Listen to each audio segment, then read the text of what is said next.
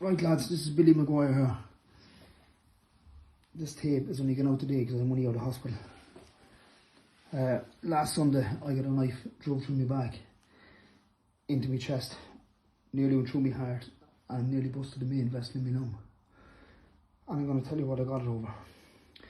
John McDonagh down there in Ballymun's site, Cousin John as they call him, is going around for the last 2 weeks mouthing about me to people.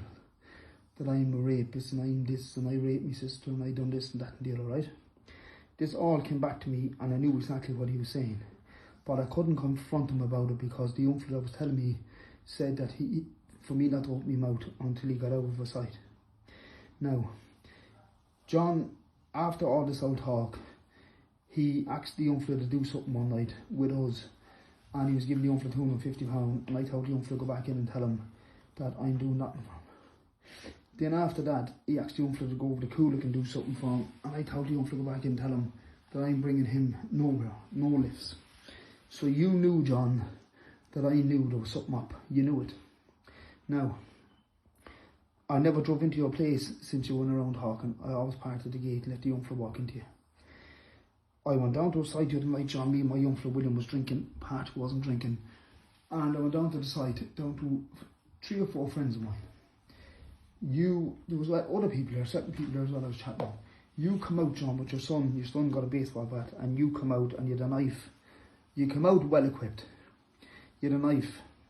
And you start pushing me like an old child. And I turned around and said, John, don't push me. I said, don't push me. I said, I'm not a child. So you start saying, get out of this site, get out of this site. There's a lot of people wouldn't be happy with you in this site, right? Now. But you know what sickens me about you, John? Do you know for the last 6 years I'm living in Ballymun here? You came to my house, you drank tea, you had sandwiches, you mixed with me and my sons, you went to the gym with my sons, you went to the gym with me, didn't you, John? I wasn't a rapist back that time though, was I? Now, you went on the other day as well, and certain people was chatting, and you turned around and you asked the uncle that I hang around, what's he doing for the day, and he said he was going spinning with us. And you turned around and said, oh, do you know he goes around spinning with rapists? Now my son Pat was driving the car. My son is far from a rapist, John, right? Now, here's another thing for you. You went around mouthing that me and my uncle was making a few pounds and we're making too much. And you're trying to get other people in our place, right? Don't say you didn't do that. That's good, you did do it, right? Now, that is what was wrong with you, John. Because you never started this talk until we went into that site doing a few bits and pieces. And you were doing a few bits and pieces yourself. And I never watch what a man has or what he's making or what he hasn't got, right? But just when all your shit talk start coming out of your mouth, you're trying to get the uncles to turn against me. That's exactly what you're doing. You're trying to get them to turn against me. So down the old site the other night, you're pushing me like an old child. I get out of this site, get out of this site. People in this site wouldn't want you in around here. So I got sick of you, John. I got sick of you. And I said, John, you were at this for the last 2 weeks, as I heard what you were going around saying. I said, John, I said, will you step out here and have a few slaps? And there was a certain uncle there, and I said, that uncle will show me new fair play. And the word of your mouth was, I'll talk to you tomorrow, I'll talk to you tomorrow, I'll talk to you tomorrow. But when you got close enough to me, you were good enough to hit me a sly box into the face, wasn't you, John? You never even stirred me, and I laughed at you. And now I said, John, you have to fight now, because you can't hit a man a box in the face and not fight. I said, you have to fight now, John, don't you? So, as I was giving out to you, your young fella hit my young fella off a baseball bat across the elbow.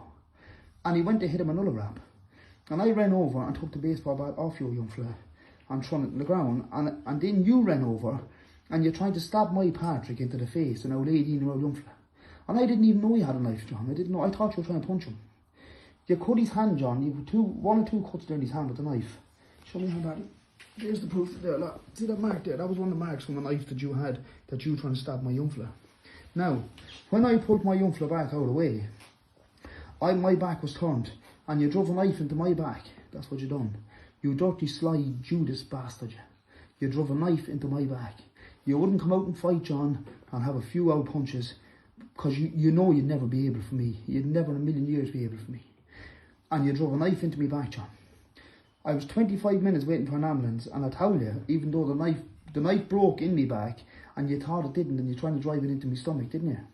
Now, I was sitting in an ambulance, John, and I shouted out the ambulance. I said, up Maguire, I said, you couldn't have a few slaps. I said, John, I said, you had to stab me. Now, there's loads of people there, John, looking at this, right? Now, I went to the hospital and I rang you and I said, John, I said, I have a family of children, you have a family of children. I said, John, I said, why would you pull a knife and stab me? I said, me and you never had a problem in our lifetime. Me and you never even had an argument, never even had a cheeky word. Matter of fact, we were chatting up down the side here the other day. Do you remember the time we pushed the man's camper into the bay and we had a good old laugh and blag? Remember? Now, I got took away in an ambulance and I went to the hospital and I rang you and I said, John, why would you stab me? And your little smart words up in the phone was, I didn't stab you. No, I said, no, John, you didn't stab me. He said, Ben stabbed me. But it's why would Ben come up behind me and drive a knife into my back in the sly? You're trying to make an old laugh on the phone, John. You're trying to make a laugh. I thought you, John, was going for a serious operation. And you said to me, I'll talk to you tomorrow. Not caring if that never happened to me, John. Right?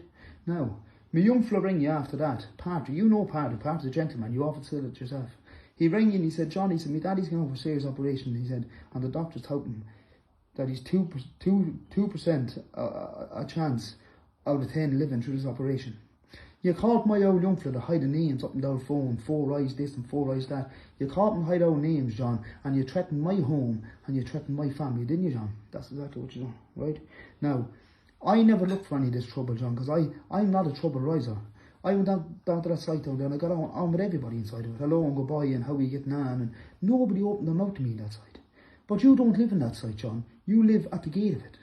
But you come in and trying to, well, you wouldn't bully me, but you're trying to bully people and push them out of sight and tell them don't come into it. Do you understand me? Now, when I pulled through my operation, John, the first person came to the hospital was my sister Lucy, the girl you went around talking about. And you went on the other day, John, as well, and you said that my sister Twiggy committed suicide over me too, didn't you, John? Talking about a dead woman that I took off a rope, John. Didn't you do that, John, didn't you? You're not only talking about the living, but you're talking about the dead as well. So that's what you're doing, right? Now, Lucy came up to the hospital, and I barely survived. And she said to me, what happened? I said, over all the old stupid talk, Lucy, that came out years ago, I said, because at the time you were on heavy old drugs jokes, I said, Lucy, I said, and we all got a few pounds without claim. And our Twiggy, me and Patricia and another old young got a few pounds. And I didn't know you were on drugs, I said, and you demanded 10,000 of me, and you blamed me, I said, over me going down taking the car off Twiggy hung herself. Now, my sister Lucy came to the hospital, and my sister Lucy's here in my house right now today, right? She's right here beside me. And she wants to say something here. And I never done this before for anybody. I never put this up, never asked Lucy in a lifetime to put that story straight. I suffered years over that story. Shame me, like, went on people's place and talked to other people. But for the likes of you, I'm putting it up for. You that was a good friend of mine and came to my place and ate out of my home and talked to my young fellas that hung around us, didn't you, John? But this was gone up for you. And it'll never go up for anybody else again. It never did and it never will, right? Now, Lucy's here beside me here. She wants to say something. Here, Lucy. Well, John, this is Lucy. This girl blaming me brother that me brother was meant to rape me. No, John. What happened was I was on heavy drugs, heroin, crack, dollar. Here me brother got a few pounds.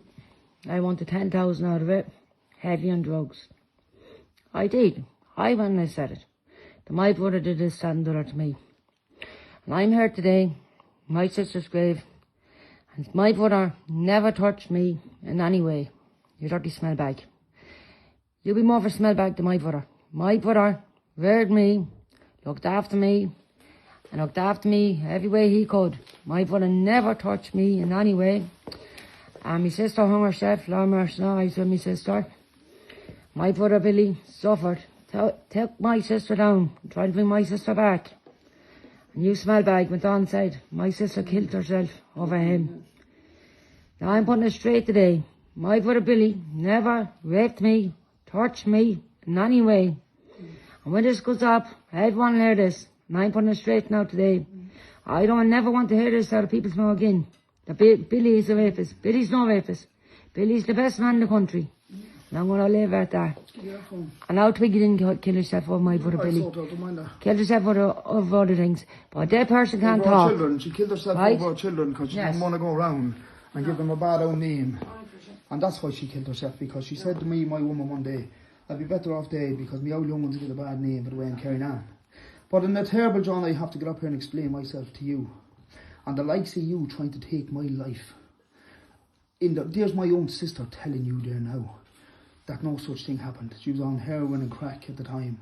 And if I hadn't known she was on heroin and crack at the time, I would have given her an old hand because I always helped my family all my life. And every one of them will tell you that, right? Now here's another thing for you, John. And I'm putting this quite clear with you. That you're the dirtiest sleeve-eating bastard that ever walked on 2 feet. You're a tramp. And a tramp would be better than you. You went and stuck a knife in my back and made a laugh of my son on the phone, and you're trying to stab my 18-year-old young fella, didn't you, John? He's cut down his hands to prove that you're trying to stab him. He's trying to stab him in the face. John, you're a queer blackguard, didn't you, John? You're a queer blackguard, John, if you got away with it. If you got away with it. You nearly took my life. And lucky you put me young fella out of the way, or you probably would have taken his. And because you couldn't get him, you stuck a knife in my back. Well, John, did I swear on my sister's grave that I took off her robe and she was white in the face? And that I may be lying down beside her, that you're going to be one sorry man. I promise you that. You nearly took my life. And for me to even get my own back in you, I have to go a step level, a step higher. Now, John, I wish you the best in the future. And I shouldn't even be up here explaining myself to you. And don't ever threaten my home or my wife or my children. I'd advise you that. And you come out and talk today about Corley's as well and all the argument we had. That's put to bed. You should worry about your own arguments. You're going around telling people that your brother Patrick got each year over somebody squelt on him. Why the fuck didn't you go and stab him?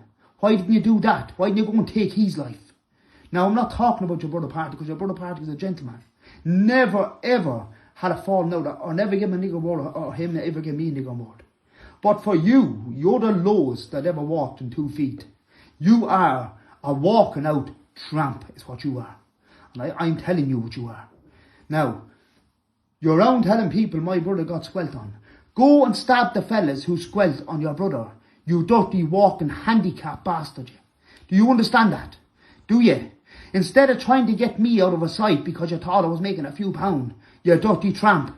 Now, John, and I swear on my dead sister's grave, and I promise you this, and I promise you this, it'll be the last time that you'll ever put a knife in me. But what comes around goes around.